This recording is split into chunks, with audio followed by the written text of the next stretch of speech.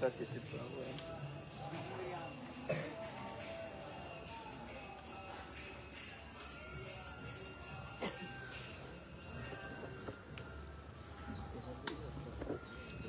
हरे कृष्ण। अरे जोर से बोलो, हरे कृष्णा। हम लोग हमारे गुरु जी के अनुगत्य में, गुरु जी कहाँ है? आवाज का महसूस खोल दो। हरे कृष्णा। हमारे गुरु जी श्री भक्ति वेदांत नारायण गोसाई महाराज जी, उनके आश्रम में, उनके अनुगत्य में यहाँ पर हम लोग आए। आप कहेंगे गुरु जी कहाँ है? दिक्कत आए नहीं, कथा में ही गुरु जी हैं, ध्यान से समझना। उनकी कृपा से हम यहाँ पर आए हैं। बिना गुरु जी की कृपा से कोई भी धाम में पहुंच नहीं सकता है, ठीक है? उनकी कृपा के बिना कोई भी धाम में नहीं पहुंच सकता। कोई कहेंगे कि समय है, पैसा है, इससे नहीं होगा। जब जीव का सौभाग्य उदय होता है तो वो सौभाग्य क्या होता है, वो भाग्य क्या होता है? ऐसे धाम में, इन स्थानों पर बैठकर भगवान की वहाँ की महिमा को सुनना, कथा को सुनने से ही यही परम सौभाग्य है। और सौभाग्य क्या होता है? कोई फल थोड़ा टपकेगा आकाश से कि आज तेरे ऊपर आम गिरा, सौभाग्य हो जाए, नहीं। इसलिए कल हम लोगों ने श्री जगन्नाथ जी का दर्शन किया। ये कोई साधारण दर्शन है? ये जगत के नाथ हैं, जगन्नाथ, जो यहाँ पर बैठे हैं समुद्र के तट पर। बहुत सारी कथाएं हैं, हम धीरे धीरे सुनेंगे। लेकिन ऐसे पतित पावन जगन्नाथ जी का दर्शन इतनी आसानी से प्राप्त नहीं होता। अब देखो, कल इतनी भीड़ थी, हजारों लोग वहां पर थे। सबको दर्शन हो गया? वो देखना हुआ। जो इतने हजारों लोग देखने आते हैं, वो सिर्फ देखने आते हैं, दर्शन करने नहीं आते। क्योंकि दर्शन नेत्रों से नहीं होता। दर्शन कैसे होता है? तो जैसे महाराज जी लोग की कथा जब सुनाते हैं, कानों में कथा जाती है तो पता लगता है कि जगन्नाथ जी ने क्या क्या किया और उनकी महिमा क्या है। समझ रहे हो? ये होता है दर्शन। उस श्रद्धा से, उस भाव से जब ठाकुर जी को निहारा जाता है, देखा जाता है, उसको दर्शन कहा जाता है। नहीं तो आंखों से ही देखना हो जाता है। समझ रहे हो? डॉक्टर के पास जाते हैं, डॉक्टर को देखने जाते हो कि दिखाने जाते हो? देखने नहीं जाते। कितना सुंदर है आज, गोरा गोरा सा चश्मा पहना हुआ, व्हाइट कोट पहना हुआ, इसको देखने जाता है कोई? दिखाने जाते हैं डॉक्टर के पास। तो भगवान भी बहुत बड़े डॉक्टर हैं, हम उनके पास जाते हैं। देखो, हम लोग पेशेंट हैं तो हमारी चिकित्सा करो, हमारा इलाज करो, है ना? क्या इलाज करो? ये जो अब रोग हमको लगा है, बार बार जन्म लेना, मर जाना, दुखी रहना, बूढ़े हो जाना, ये जितने भी परेशानियां हैं हमारी, आप उसकी चिकित्सा करो, इलाज करो। ये जगन्नाथ हमको अपने चरणों की भक्ति प्रदान करो। अभी बहुत सारी कथा सुनेंगे। अभी हम यहाँ पर जहाँ आए हैं, अभी मंदिर दर्शन बंद है।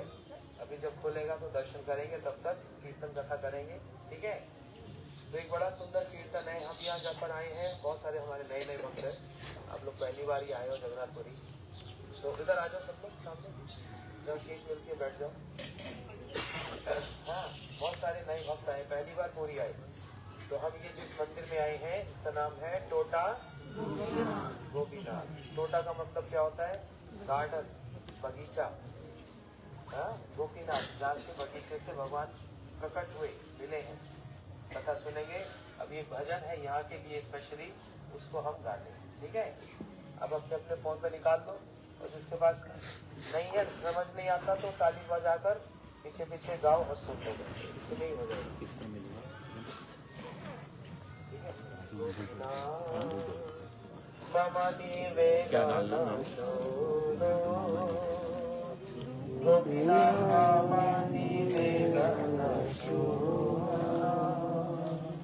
विषय दुर्जना सदा कामरता, विषय दुर्जना सदा कामरता, किछु नाहि मोरा गुना, गोपीना किछु नाहि मोरा गुना, गोपीना अमर भरोसा तुम्ही,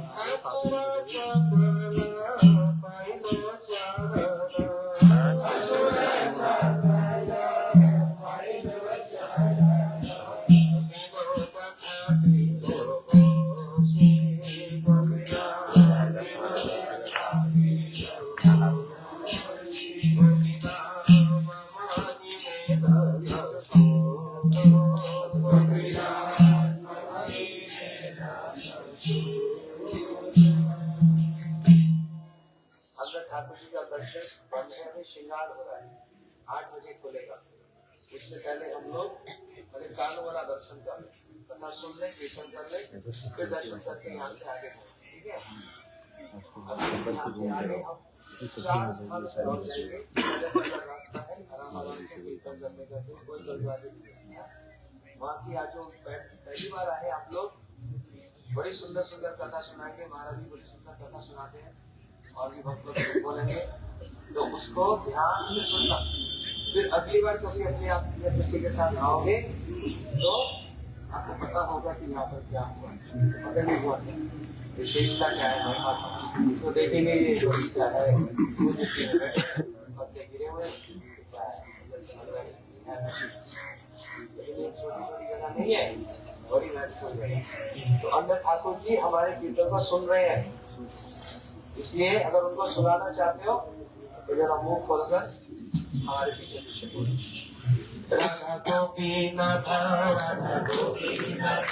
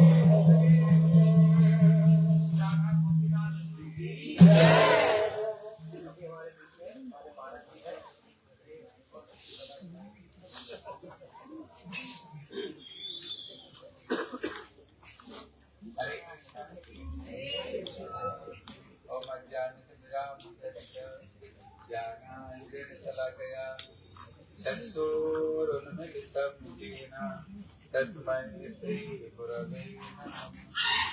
गुरवे गौरचन्द्राय राधिकाय सदाये कृष्णाय कृष्णभक्ताय तद्भक्ताय नमो नमः। श्री कृष्ण चैतन्य प्रभु नित्यानंद श्री अद्वैत गदाधर श्रीवासादि गौर भक्त वृंद सबकर हाथ बोला हरे कृष्णा कृष्णा कृष्णा हरे हरे हरे राम राम राम हरे हरे कृष्णा कृष्णा कृष्णा हरे हरे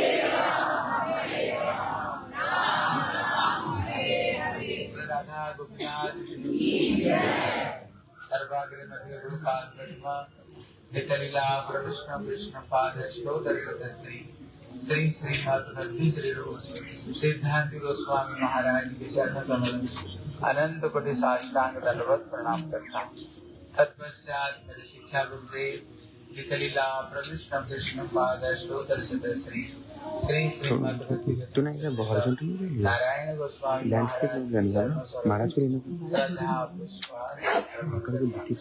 सिद्धार्थ महाराज मस्त वैष्णव वैष्णव अब मत कर रहा ठीक है नहीं हम लोग का अहोभाग्य हम गुरु वैष्णव के आनंद में श्रीधाम नगर की परिक्रमा करने का बाद पुरी में आए सबका चला पूरी लीला को बताया ये परिचय महाप्रभु 26 साल तक नवद्वीप में लीला की और उसके बाद में 26 साल तक इसलिए गुरु जी कहते थे उनका ये बच्चा हुआ लीला अगर कोई पूरी धाम नवद्वीप धाम के बाद में पूरी परिक्रमा नहीं करेगा तो उसका संपूर्ण नवद्वीप धाम परिक्रमा का फल उसको नहीं मिलता। आज पूरी आने का क्या हुआ हमारे परिक्रमा का संपूर्ण हमें प्राप्त हो गया।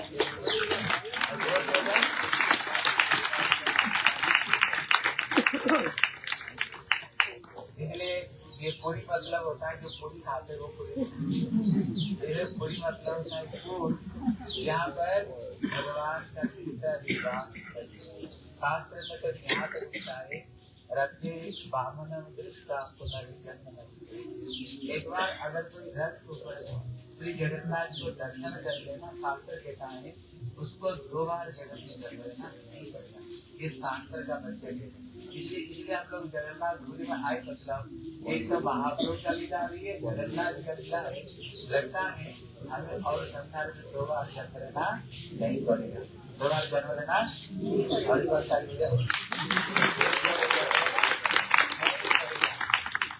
यहाँ पर साक्षात हम जगन्नाथ साक्षात माँ लक्ष्मी स्वयं अपना हाथों से ही रसोई बनाती है जगन्नाथ जी इसलिए हम लोग बड़े सौभाग्यवान हम सबके पुरी में और सर्वप्रथम कोटा गोपीनाथ में आए इसलिए इनको भी अभिन्न वृंदावन मानी जाती है जैसे वृंदावन में गोविंद गोपीनाथ बदनमान राधा रमन राधा श्याम राधा उपलब्ध रहते हैं पूरी पहली के सारे पहले तो हम आए गोपीनाथ मंदिर में फिर यहाँ जाएंगे राधा मदन या राधा श्याम राधा श्याम सुंदर ब्रह्म जो करते थे और वहाँ पर राधा गिरधारी जो कि जगदांतर पर्टिकुलर परिस्थिति था वहाँ पर कृष्णा बलराम को दर्शन करते यहाँ छोटा ठाकुर ने यहाँ भजन करते थे यहाँ पर सारे ठाकुर जैसे वृंदावन में सारे ठाकुर है आप देखोगे पुरी में भी सारे ठाकुर इसलिए जो मंदिर में आए हैं गोपीनाथ आप लोग बताओ तो वृंदावन के गोपीनाथ जी कहाँ से पड़ते हैं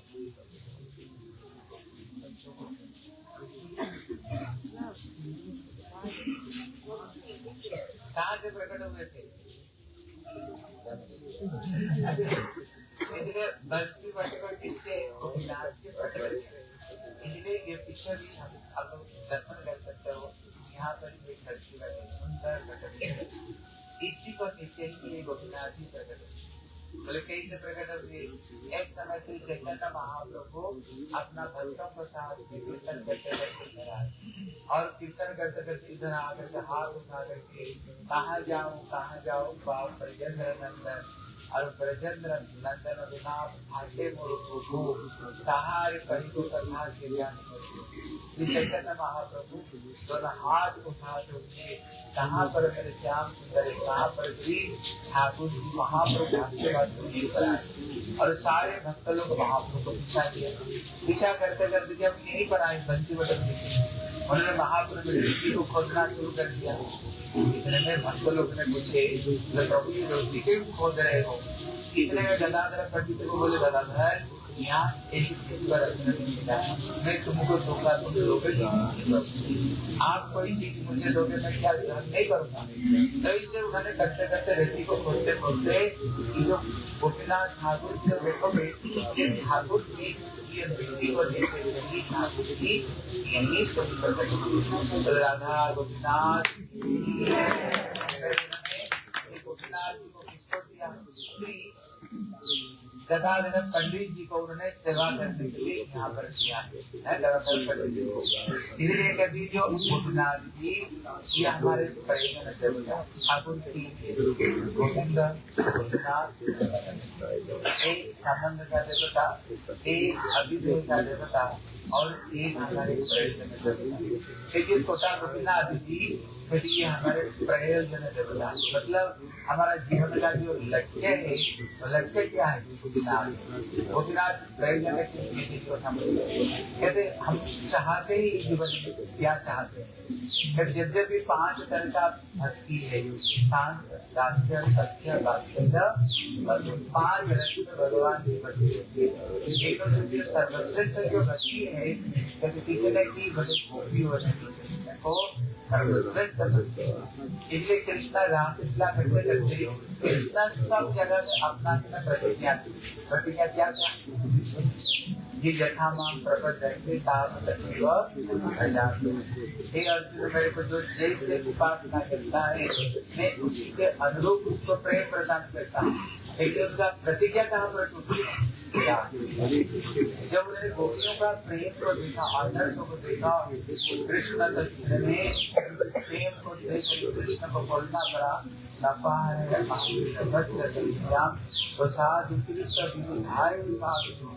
ब्रह्मा का जैसे परमात्मा कहते थी कभी भी तुम्हारे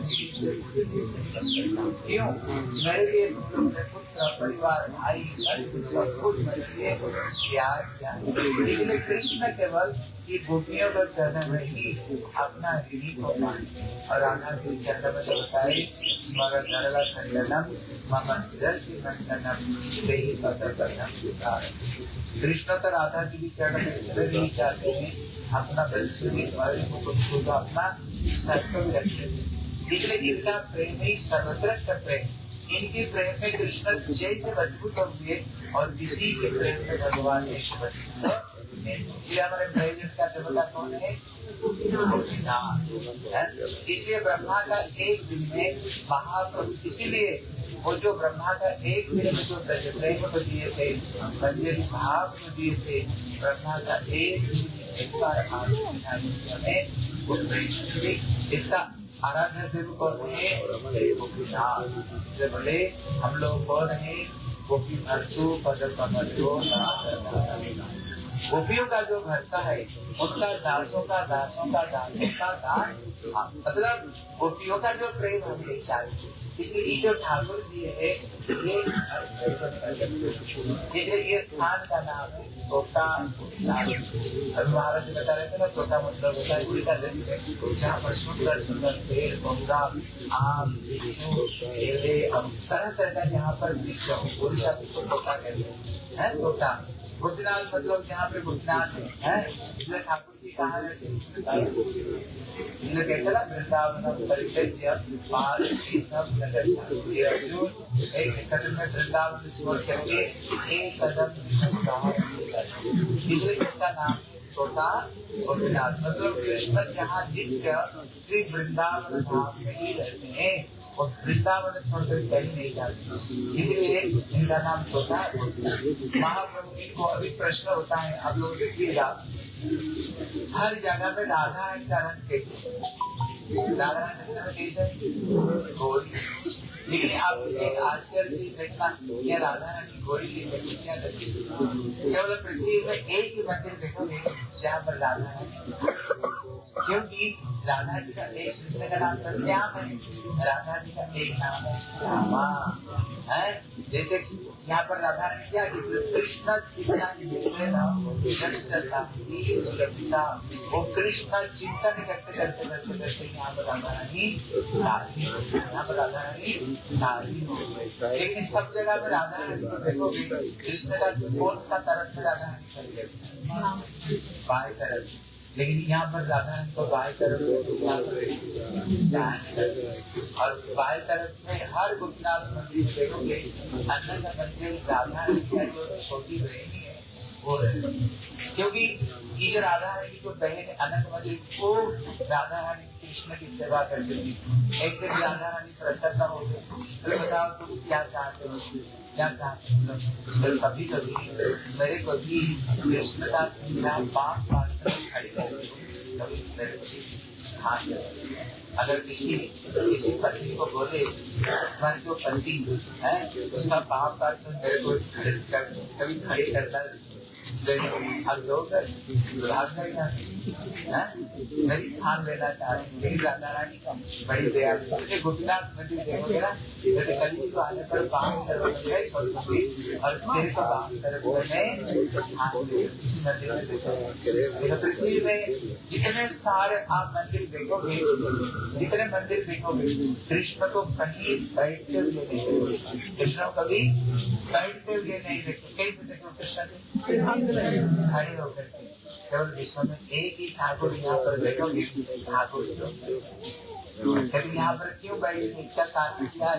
बोले कारण है श्री गदाधर पंडित जी ये छोटा गोपीनाथ को सेवा पूजा करते। जब महाप्रभु ने अंतर ध्यान हो गए, अंतर ध्यान हो जाने पर अभी उनका गदाधर पंडित व्याकुल हो गए और इनको शांति हो रहा है।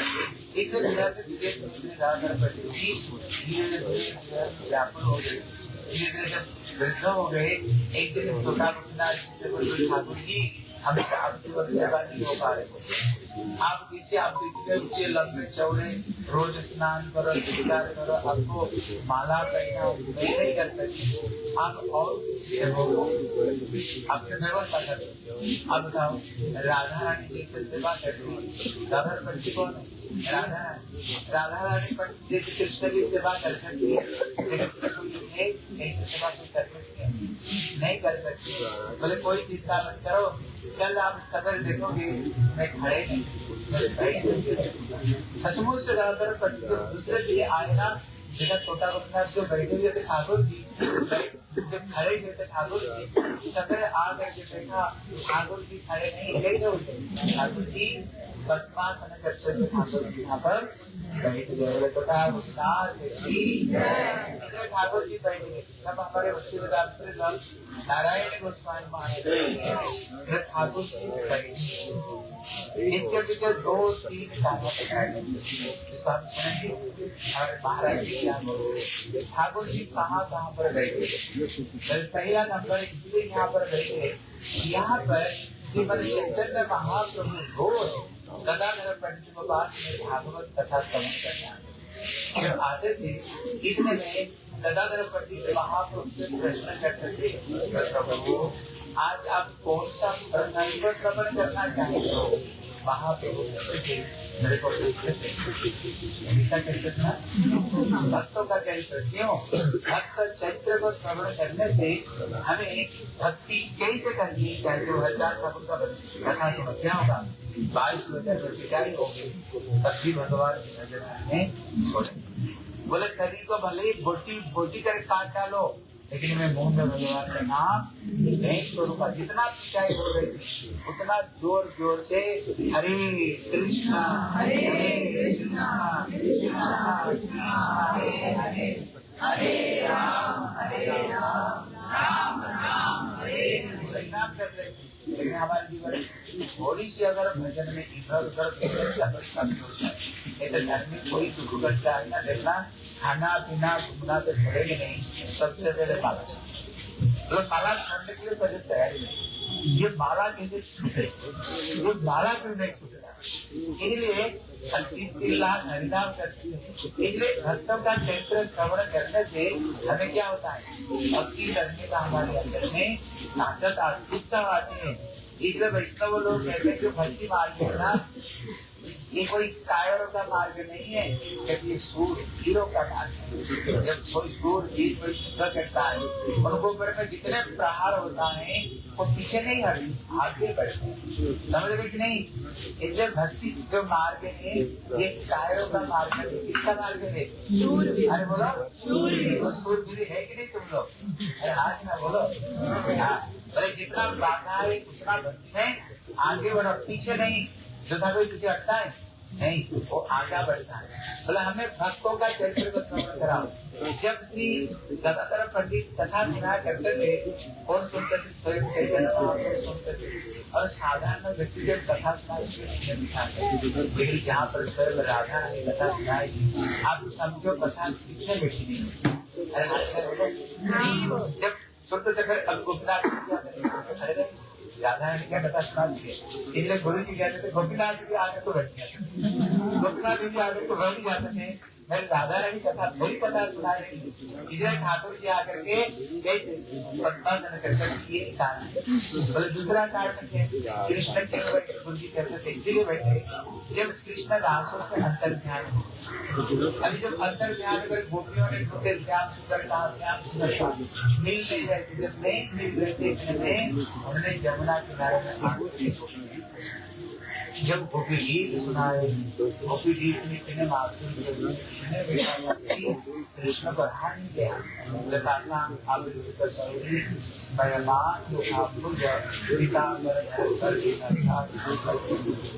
साक्षात रूप में रासों का भगवान साक्षात मदन मोहन रूप लेकर प्रकट हो गए। इतने में गोपियों ने अपना सुंदर तोड़ा, सुंदर को सुंदर होता आसन देखे तो वहाँ पर कहते हैं कृष्ण कौन है? बोले जोगेश्वर अभी, जिनको प्राप्त करने के लिए बड़े बड़े योगी ऋषि तपस्वी जिनको कठोर तपस्या करते हैं। बोले यद्यपि समाज जिनकी चरण की नट पर छठा तक भी ब्रह्मा भी दर्शन नहीं कर पाते, लेकिन आज कहाँ पर बैठे गोपियों के मतलब गोपियों का प्रेम, सीधे प्रेम के अंदर गोपी अधिकता है। जहाँ पर जोगेश्वर होने पर ही कभी कहाँ पर दूसरा कारण कृष्ण तीसरा कारण क्या है? जो गदाधर पंडित जी वृद्धों के सेवा करने के लिए समर्थ में यहाँ उसी समय में ठाकुर जी यहाँ पर ठाकुर जी इसलिए श्रीमद् चैतन्य महाप्रभु जब अंतिम लीला अंतिम लीला कहते एक साथ में 2 जगह पर महाप्रभु एक ही जगह का मिला जगन्नाथ महाप्रभु भक्तों के साथ में नृत्य कीर्तन कर रहे और एक जगह मिला यहीं पर जुगपद श्री चैतन्य महाप्रभु एक साथ में भक्तों को 2 रूप में दर्शन देते उसके यहीं पर जब भक्तों को साथ में कीर्तन कर रहे थे, कीर्तन करते करते महाप्रभु गोपीनाथ मंदिर में प्रवेश करके दरवाजा बंद, दरवाजा बंद हो गया। भक्तों ने क्या किया? दरवाजा कैसे बंद हो गया? दरवाजा खोल करके देखते हैं चैतन्य महाप्रभु और नहीं, अभी उनकी जंक्शन में चिन्ह है, जंक्शन में चिन्ह है। यहाँ पर कहते हैं महाप्रभु जी स्वयं कृष्ण, महाप्रभु स्वयं कृष्ण, राधा कृष्ण, इसलिए मानव भी तथा महाप्रभु दोनों एक रह गए। इसलिए इस स्थान का नाम हम लोग यहाँ पर आए कृष्णनाथ, ये हमारे और महाराज ने जो पहले आए हमारे वो कहते थे 2-3 कीर्तन को बोलते थे रोज करने के लिए। वो कहते थे कौन सा कीर्तन है? एक कीर्तन है हमारे जीवन सदा पापे रहो नाही का पुण्य। हमारा जो जीवन है केवल पाप को छोड़ करके पुण्य का एक लेकर दूसरों का अगर बड़ाई देखता है जलस की भावना है, वहाँ पर हमारा हृदय को उन्होंने संपूर्ण प्रवेश दिया। इसलिए गंदा हृदय और दूसरे कीर्तन करने तो करके टोटा ये जो गोपीनाथ मोहम्मद महाराज ने जो गाए अब समझ में आएगी पता नहीं होगा। पूरा हमारे हृदय नाम क्रोध से छना हुआ हमारा हृदय इतने अपवित्र हमारे हृदय है, वो कीर्तन में संपूर्ण रूप से बताए। महाराज कहते थे अगर कोई चाहते अपना हृदय की आधार को जल्दी से जल्दी हृदय से निकाल देंगे, वो कहते थे जरूर ये कीर्तन को जरूर ये कीर्तन को याद करो। गोपीनाथ वहीं पर बैठेंगे जब हृदय हमारी पवित्र अपवित्र हृदय गोपीनाथ भी बैठते। इसलिए हम लोग बड़े सौभाग्यवान गुरु वैष्णव आने लगे।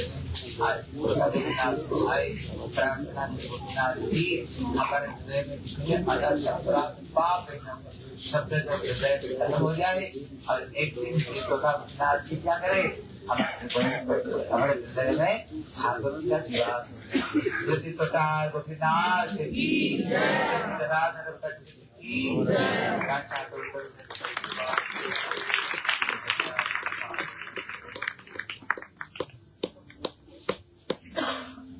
हरे कृष्णा थक गए ये ना लिए जोर से बोलो हरे कृष्णा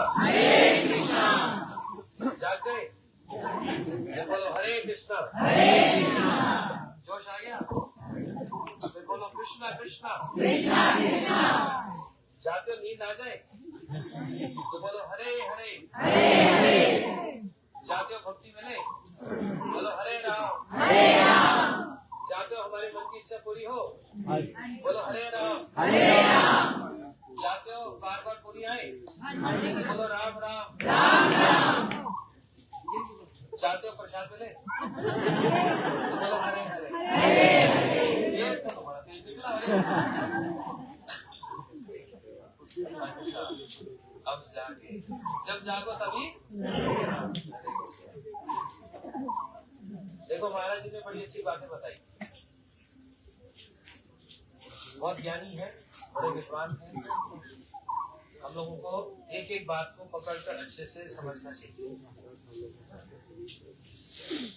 जो कथा हम अपने गुरुजी से सुनते आए, ये वही स्थान है जो हम कितने सालों से हमारे गुरुजी हमको लेकर आते थे। अब आप लोग के गुरुजी आपको यहाँ पर लेकर आए, तो ये परंपरा चलती आई है। हमारे गुरुजी को उनके गुरुजी लेकर आए थे, ये जमाने से चलता आ रहा है। किस लिए लाए हैं ये समझो। हमारे जीवन का लक्ष्य क्या है ये समझो कि हम तीर्थ यात्रा क्यों करते हैं, ये समझो कि हम धाम में क्यों आए हैं। यहाँ पर बहुत सारे लोग आते हैं पूरी में। आप लोगों ने रास्ते में देखा होगा कितने होटल हैं, क्या करके आते हैं, मौज मस्ती, समुद्र में नहा लिया और फिर थोड़ा सा धर्म भी हो जाए, धर्म भी हो जाए। कैसे हो जाए, बस जगन्नाथ जी का दर्शन कर तो ये करते हैं हम लोग।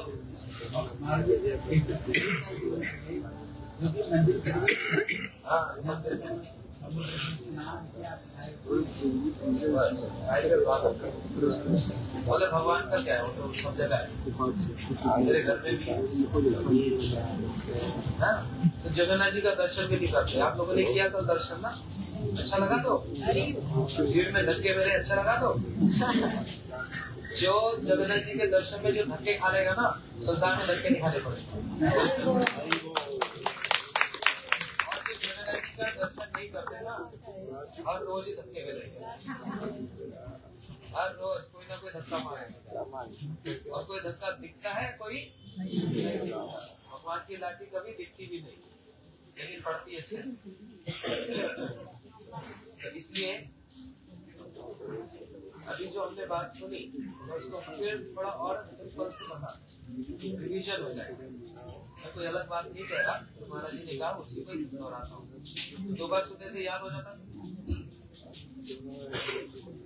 पूरे संसार में एक ऐसे भगवान जी है, श्री कृष्ण, जो आपको बैठे हुए मिले कहीं पर भी। देखो किसी जगह पर सनातन धर्म मंदिर होता है, वृंदावन में जाओ, सब जगह राधा कृष्ण खड़े हुए मिलते हैं।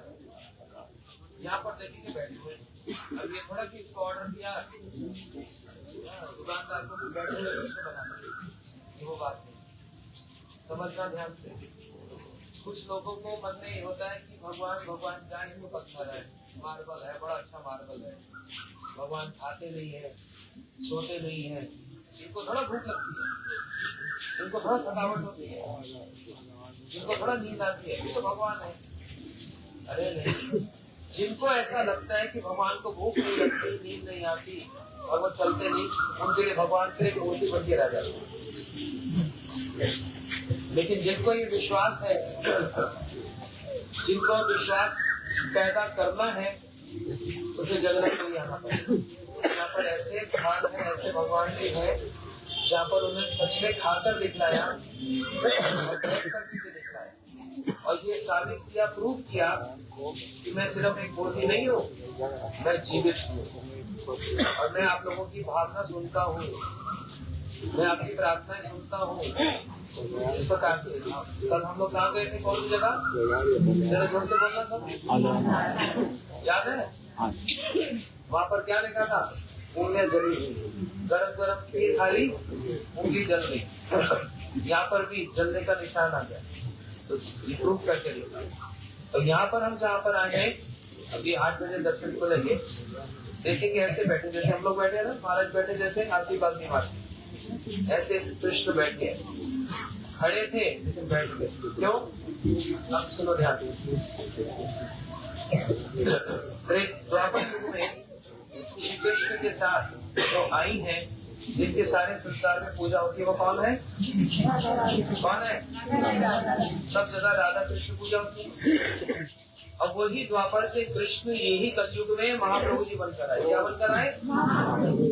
500 साल पहले चैतन्य महाप्रभु जी, जिनका जन्म हुआ मायापुर में, हम लोग अभी वहीं से आ रहे हैं। 24 साल तक महाप्रभु जी वहाँ पर रहे, विवाह भी हुए, लेकिन फिर उन्होंने संन्यास लिया। 24 वर्ष की आयु में संन्यास किया। हमारे बहुत सारे से भक्त हैं जो 22 या 24 साल में ही पढ़ाई लिखाई करके, ये सब करके, वो भी फिर सेवा में लग जाते। महाप्रभु जी 24 वर्ष तक नवदीप में रहे, फिर आगे जगन्नाथपुरी, और 48 साल तक 48 ईयर्स चैतन्य महाप्रभु जी यहाँ पर रहे। समझ आई बात? वो लास्ट के जो 24 साल में 18 साल तक इस जगन्नाथपुरी में ही रहे, इससे बाहर नहीं गए। इसलिए जगन्नाथपुरी के बहुत सारे नाम हैं, सिर्फ एक तो जगन्नाथपुरी नहीं है। इसको कहा जाता है पुरुषोत्तम क्षेत्र, भगवान पुरुषोत्तम है, पुरुषों में जो उत्तम पुरुषोत्तम। इस स्थान को एक और नाम दिया जाता है श्री क्षेत्र, इस स्थान को एक और नाम दिया जाता है विप्रलम क्षेत्र। विप्रलम मतलब होता है वेरे का स्थान। इस स्थान का एक नाम और दिया जाता है जिसको कहते हैं शंख। शंख, जैसे शंख होता है ना, आप जगन्नाथपुरी का मैप देखेंगे तो शंख की शेप जैसा है, उसकी आकृति जैसा। ऐसे बहुत सारे नाम हैं। और जगन्नाथपुरी का नाम है नीलाचल। ऐसे बहुत सारे नाम है जगन्नाथपुरी। यहाँ पर जितनी जगन्नाथ जी के साथ भक्तों की लीला हुई है ना, मुझे नहीं लगता संसार में इतनी नहीं हुई।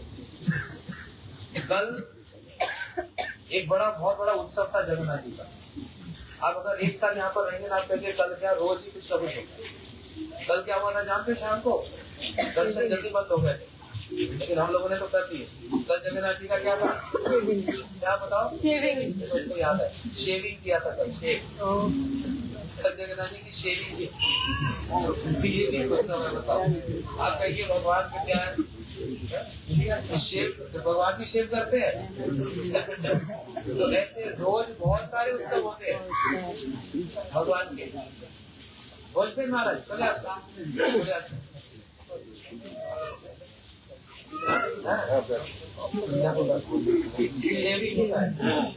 इसके तब कितने सारे घंटा लगे?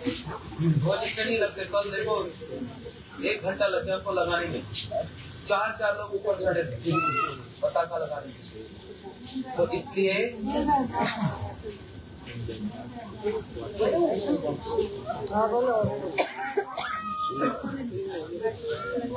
अच्छा तो सुनो,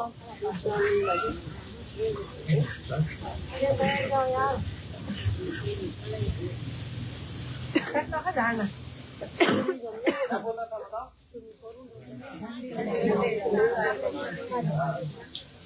तो श्री कृष्ण के साथ कौन रहती है? वही महाप्रभु जी जो कृष्ण है, लेकिन कलयुग में ये दिखलाने आए कि भक्ति कैसे होती है।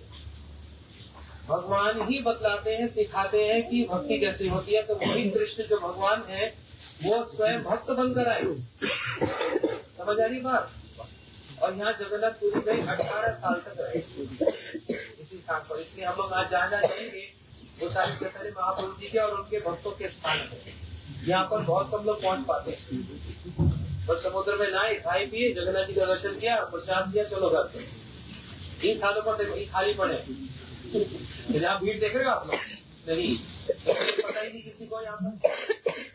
इसलिए जब भक्तों के साथ आओगे तो वो बतलाएंगे कि कितने महत्वपूर्ण स्थान है। कि गोपीनाथ जी के मंदिर में कितने बहुत कम लोग आते हैं। इतने बड़े भगवान जो बैठे खड़े हुए बैठ गए, बताओ कितना बड़ा चमत्कार है। इसलिए हम लोगों का सौभाग्य है कि हम महाराज जी के अनुगत्य में, गुरु जी के अनुगत्य में हम लोग यहाँ पर आए।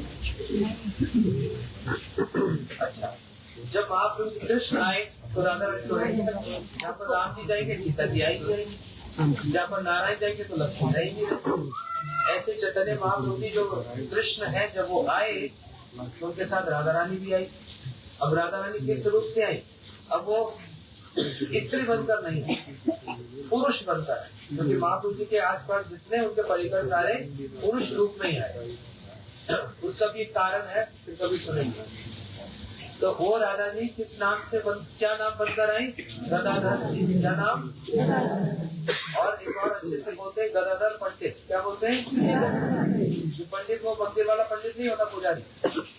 पंडित मतलब बड़े विद्वान, सब जानने वाले। और बड़े विद्वान जानने वाले का मतलब क्या होता है? ढाई अक्षर प्रेम का। जिसने प्रेम की भाषा को समझ लिया, जिसने प्रेम करना सीख लिया, जिसने प्रेम देना सीख लिया, वही पंडित। इसका नाम क्या है? गदाधर।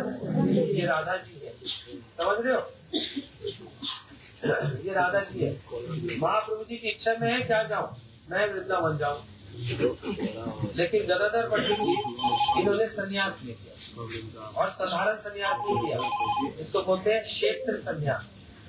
क्षेत्र संन्यास का मतलब क्या होता है कि मैं पूरी से बाहर एक कदम भी नहीं रखूंगा। महाप्रभु जी वृंदावन जाना चाहते, तो गदाधर जी ने कहा मैं आपके बिना तो रह नहीं सकता, राधा जी रह नहीं सकती ना, मैं भी आपके साथ चलूं। महाप्रभु जी ने कहा नहीं, आप यहीं पर भी रहो। आपने क्षेत्र संन्यास लिया और तब एक वचन लिया कि मैं पूरी से बाहर एक कदम नहीं रखूंगा। तो आप जाएंगे तो आपकी बड़ी निंदा होगी। आप सन्यासी हो, आपकी बड़ी निंदा होगी। प्रेम से, देखो ये प्रेम की भाषा है। तो गदाधर जी ने क्या कहा? बोले आपके साथ रहने के लिए मेरा जो प्रेम है, जो मेरी इच्छा है, इसके आगे मैं ऐसे हजारों सन्यास को भी त्याग करूंगा। उनको एक प्रयास नहीं चाहिए। निंदा होती है तो होए, लेकिन मैं आपकी सेवा को छोड़कर नहीं रह सकता। इतना गाढ़ा प्रेम राधा कृष्ण को प्रेम कर। भागवत जी किसने बोली? सुनी किसने? समझ आई बात?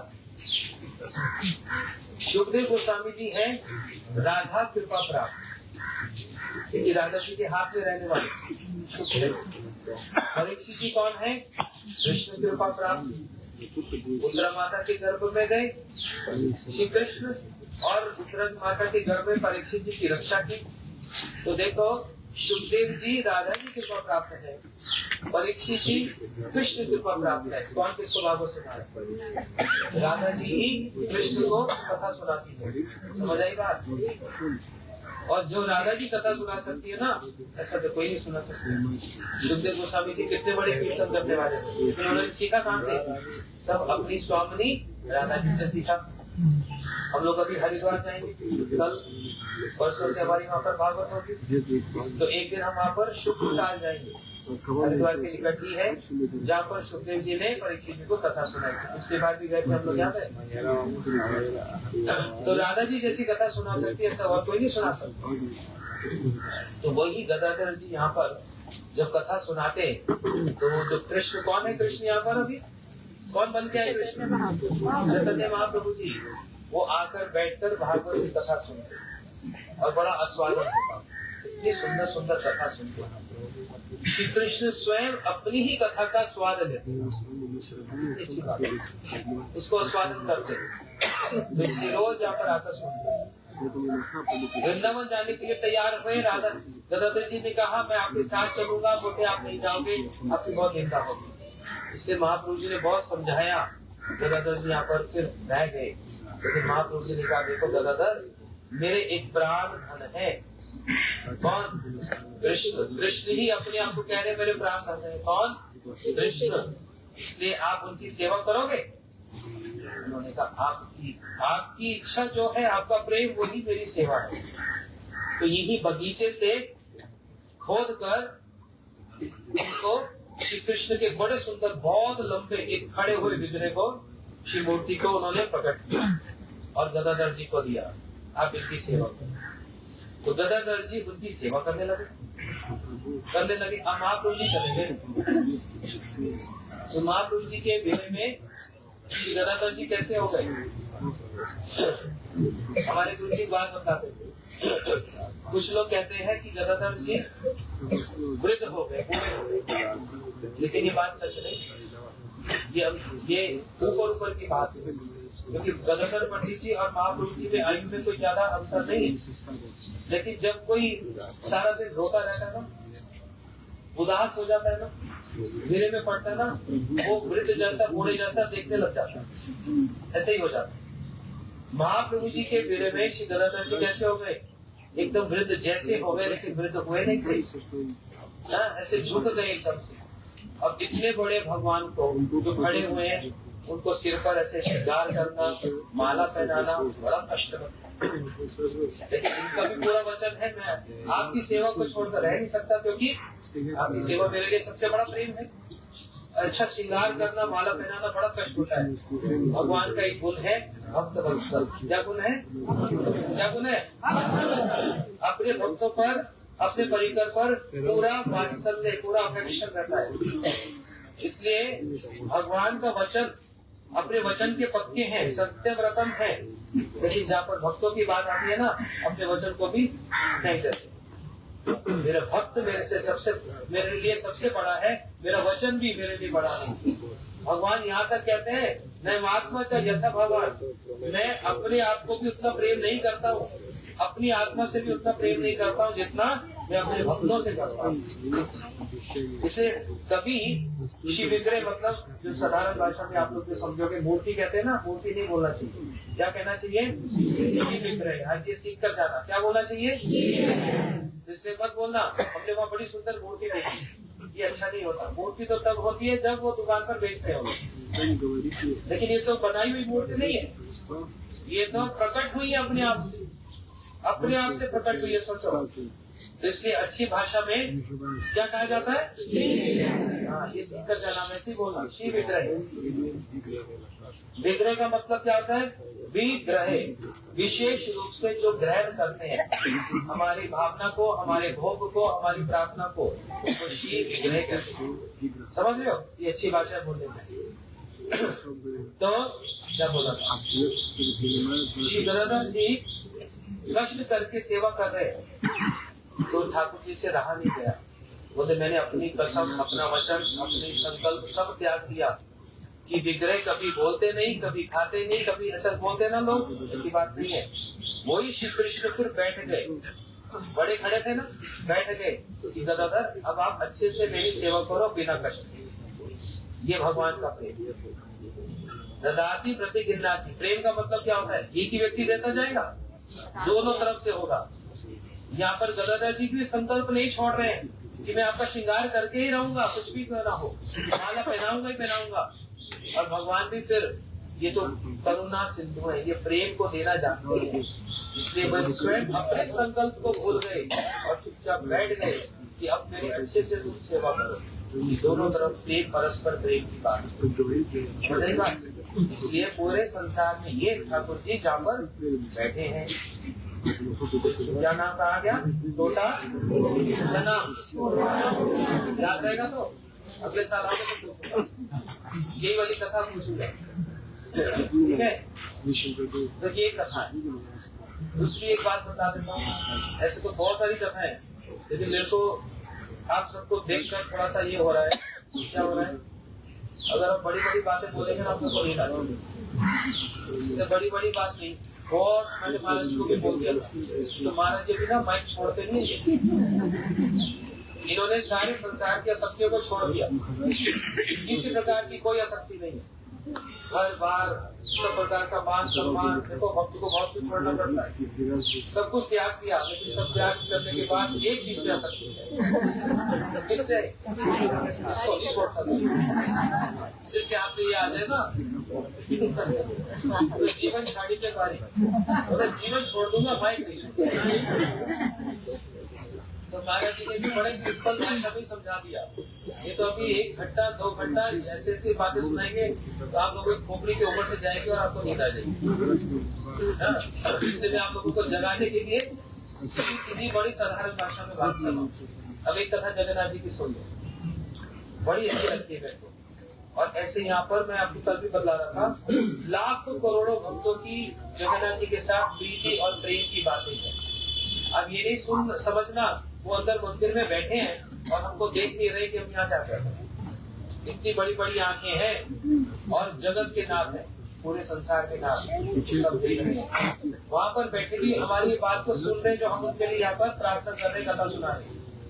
हम यही से ही उनको प्रार्थना करेंगे, सुन लेंगे, हम कहेंगे कैसे पॉसिबल है? अरे वो हमारी तरह मनुष्य नहीं है, वो भगवान है, दिव्य, ट्रांसेंडेंटल।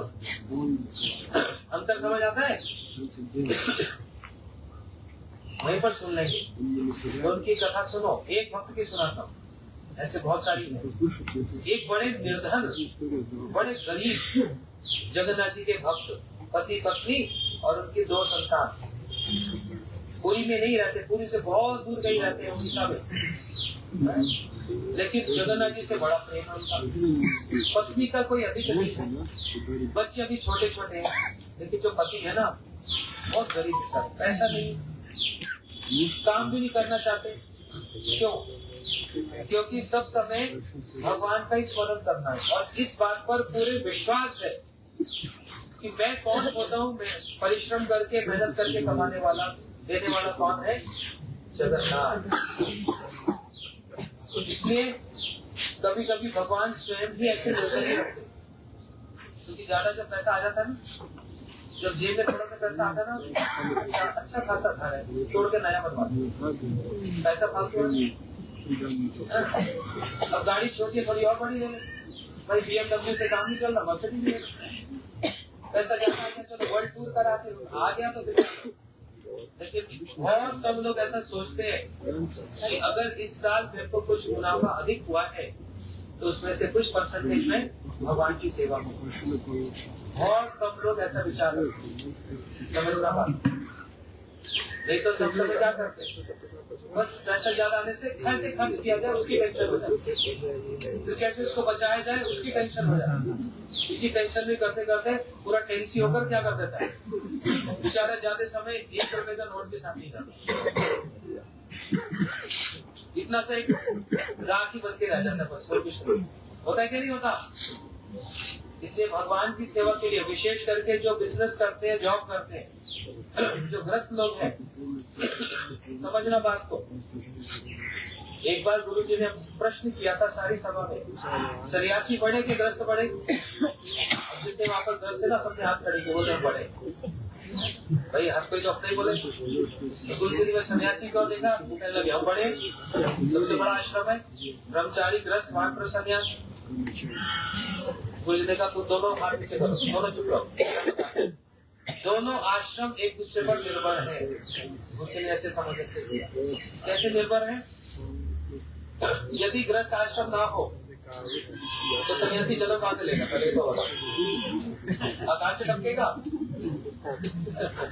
समझ रहे हो? दूसरी बात, जो आश्रम चलते हैं, तो सन्यासी वहां पर कोई बाहर बिजनेस करने जाते हैं, वो तो भिक्षा करते हैं। तो कौन देता है?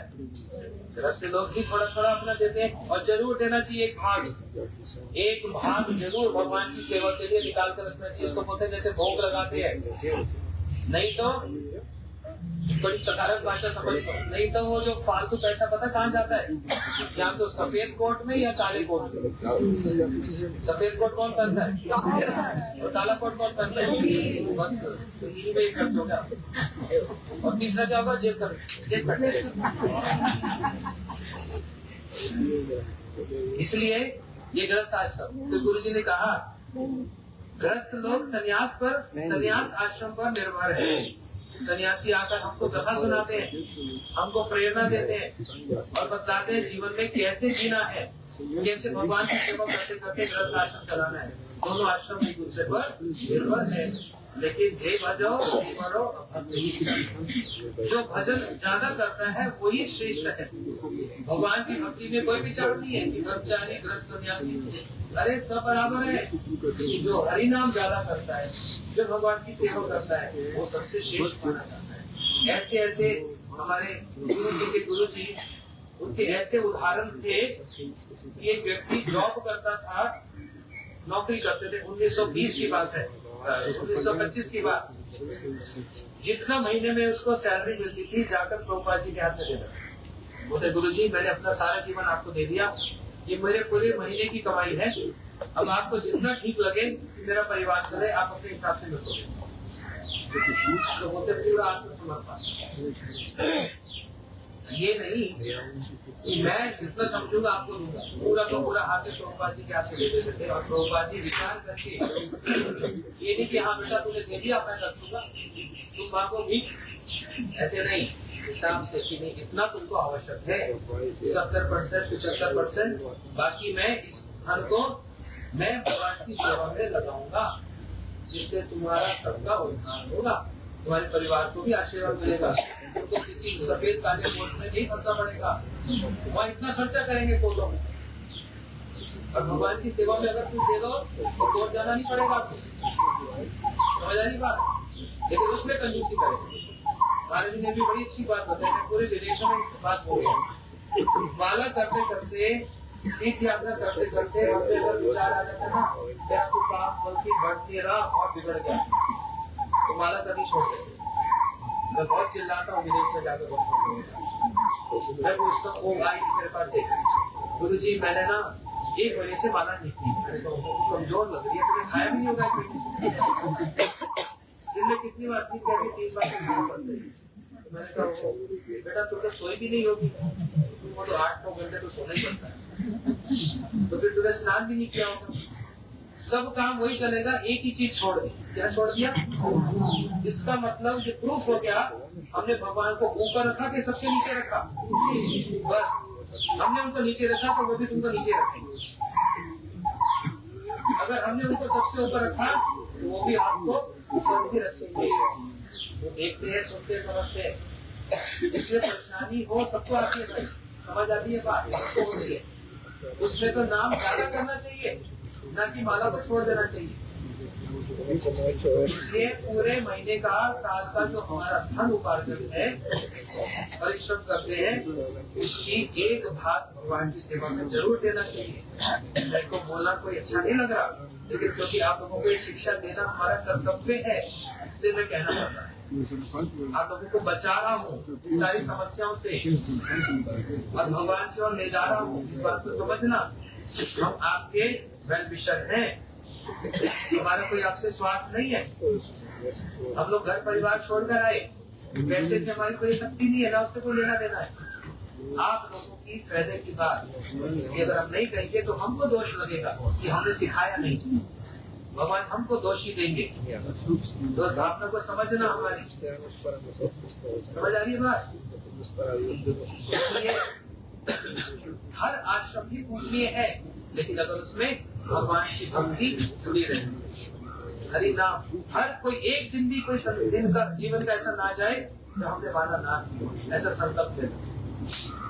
कोई एक दिन जीवन का, नहीं तो चरण में कोड़ी पे लाजे, जब मृत्यु आ रही होगी ना, उसमें बड़ी लज्जा आएगी, हाय मैंने अपना जीवन बेकार कर दिया। तो कुछ कर लेता तो अगला जीवन सफल होता कि नहीं। हम आगे अपने बच्चों का फ्यूचर सोचते हैं ना, अपना भी सोचते हैं ना, तो क्या अपने जीवन का फ्यूचर नहीं सोचना? वो भी एक फ्यूचर है, वो भी हमारा करियर है, ठीक है। तब सुनो, एक निर्धन जो एक जगन्नाथ जी के सेवक थे, भक्ति करते थे, बहुत उनका नाम करते थे, बड़ा दूर रहते थे। 3 दिन तक खाने को कुछ नहीं आया, भक्ति कहने लगी कुछ तो ले आओ, लेकिन तो पूरा विश्वास है, अरे सारे जगत को खिलाने वाले जगन्नाथ हैं, वो हमको भूखा मारेंगे तो उनकी कृपा है, लेकिन मैं उनकी बात पर पूरा विश्वास करूँ। एक दिन फिर उन्होंने अपनी भक्ति से कहा, अच्छा चल, मेरे ना एक बहुत बड़े मित्र हैं, बहुत धनवान धनी है, बहुत पैसे वाले हैं, लेकिन वो रहते हैं जगन्नाथपुरी, पूरी धाम, बहुत बड़े सेठ है।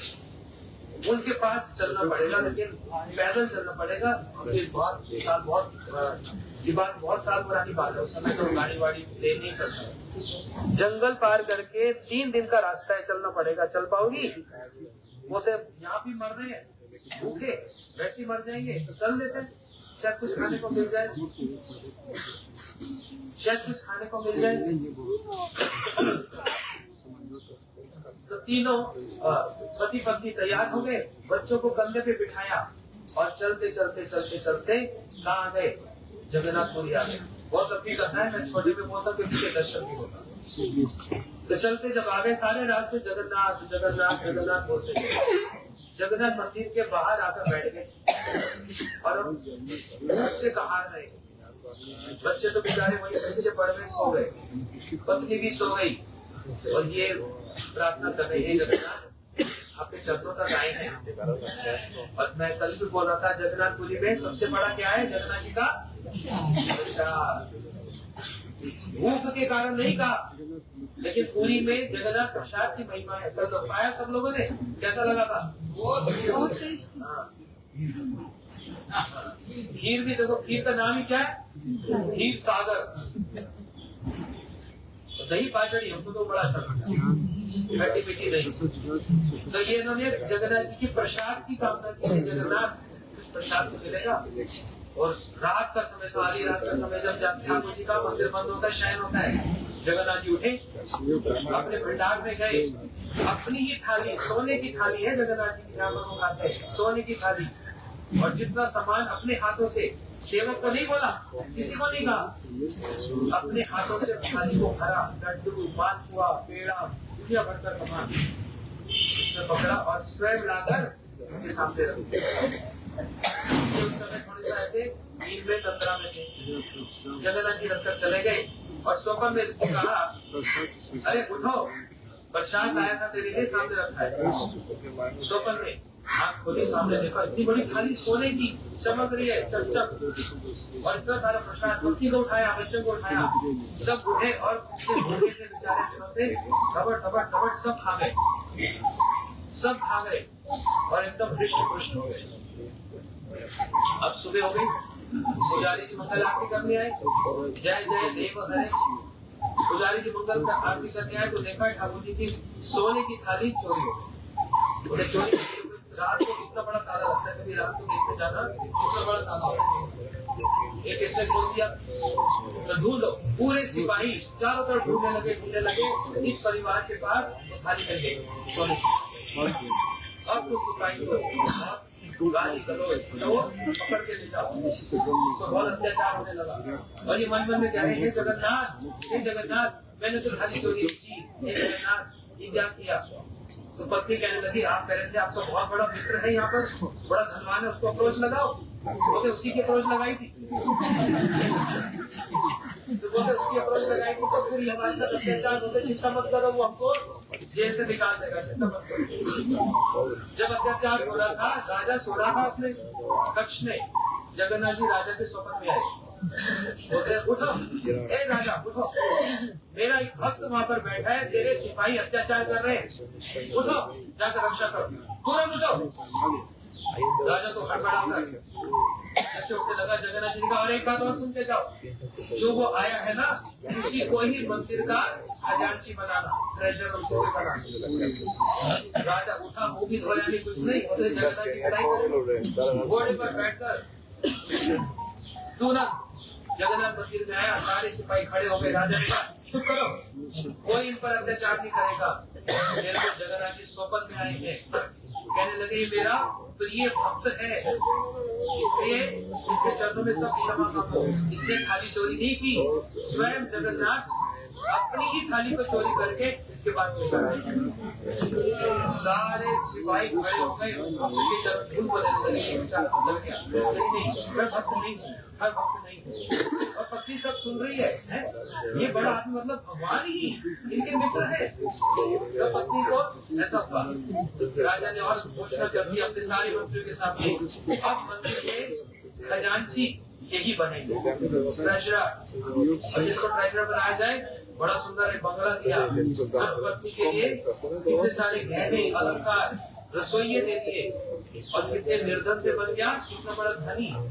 धनी बनने पर भी जगन्नाथ जी की प्रीति को नहीं छोड़ा, इससे उनको कोई अंतर नहीं। वैसे ही रोते रोते बस जगन्नाथ जगन्नाथ जगन्नाथ गाने लगा। तो ये मतलब नहीं कि जगन्नाथ जी ने उसको लक्ष्मी दे दी, वो तो है ही है, साथ साथ उसको क्या दे दिया, अपनी सेवा दी। सेवा क्या दी कि जितना भी हिसाब किताब होता है उसमें तो चाहिए होता है ना, चार्टर्ड अकाउंटेंट में तो चाहिए होता है सीए, उसको अपनी सेवा प्रदान की। पत्नी अब, बच्चे भी अब माला माल तो हो गए, लेकिन जगन्नाथ जी के प्रति उनका प्रेम और प्रीति भी जुड़ गया। एक उदाहरण है, ऐसे कितने भक्त हैं जिनका जन्म मुसलमान परिवार में हुआ। साल में क्या नाम, उनका नाम लेने से आपको जगन्नाथ जी की कृपा मिलेगी। साल जगन्नाथ एक गोसाई, जगबंधु एक गोसाई, मुसलमान परिवार में जन्म हुआ, इनके कारण जगन्नाथ जी बाहर आए। अब ये जब कल हम जिस रोड पर गए थे वही मेन रोड है जहाँ पर रथ यात्रा होती है, और वहीं पर ही साल एक जी की समाधि है, जहाँ पर जगन्नाथ जी जब जाते हैं तो समाधि के आगे रथ रुकेगा ही रुकेगा, हर साल रुकेगा ही रुकेगा। करोड़ों कथाएं हैं, हम दोनों बैठ के अगर सुनाते तो बस फिर तो रात का प्रसाद यहीं पर ही खा के जाएंगे। लेकिन अभी हम ठाकुर जी का दर्शन खुल गया है, बड़े प्रेम से आराम से एक एक करके दर्शन कीजिएगा। देखो कैसे ठाकुर जी बैठे बंशी बजा रहे हैं। उसके बाद हम पैदल कीर्तन करते करते एक स्थान पर जाएंगे जहाँ पर एक समाधि मंदिर है।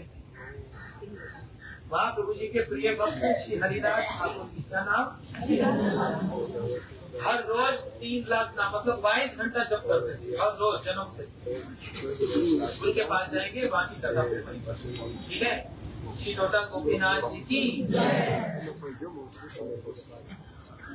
सब चलेंगे, सब लोग महाराज जी के पीछे चलेंगे, सब चलेंगे।